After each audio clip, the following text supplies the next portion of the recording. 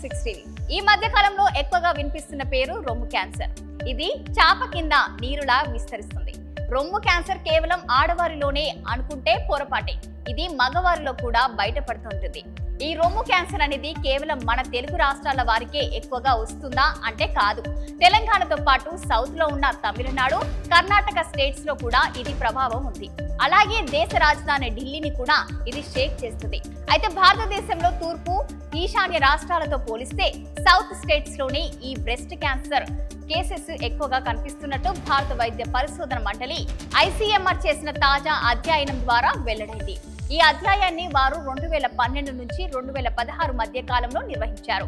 ఈ అధ్యయనం ప్రకారం చూస్తే హైదరాబాద్, చెన్నై, బెంగళూరు, ఢిల్లీలో నగరాలలో రొమ్ము క్యాన్సర్ కేసులు ఎక్కువగా నమోదవుతున్నాయి. కొంతమంది మహిళలు ఈ బ్రెస్ట్ క్యాన్సర్ బారిన పడి ప్రాణాలు కోల్పోయిన సందర్భాలు కూడా ఉన్నాయి.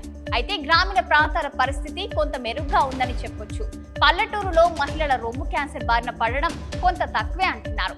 పట్టణ ప్రాంతాల మహిళలు మాత్రం ఎక్కువగా దీన్ని బారిన పడుతున్నట్టు తెలుస్తుంది. అందుకు అనేకమైన కారణాలున్నాయి. వాటిలో ప్రధానమైనవి చూస్తే కంప్యూటర్ ఉద్యోగాలు, శరీర శ్రమ లేకపోవడం, ఉబకాయం, లేటు వయసు పెళ్లిలు, ఆలస్యంగా పిల్లలు కనడం, పిల్లలకు సరిగ్గా పాలివ్వకపోవడం కూడా ఉన్నాయి. ప్రస్తుత జీవన శైలి కూడా ఇందుకు ఒక కారణమని చెప్పొచ్చు. ఇక సరైన సమయంలో నాణ్యమైన ఆరోగ్య సేవలు అందకపోవడం, అలాగే అసలు రొమ్ము క్యాన్సర్ పై అవగాహన లేకపోవడం అనే 2 కారణాల వల్ల వారికి క్యాన్సర్ సోకిందని ఆలస్యంగా తెలుసుకోగలుగుతున్నారు.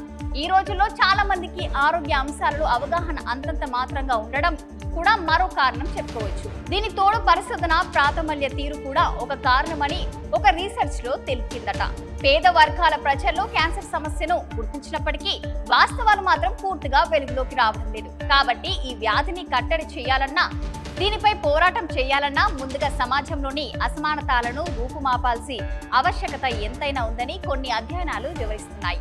మరిన్ని లేటెస్ట్ అప్డేట్స్ కోసం చూస్తూనే ఉండండి 6 టీవీ.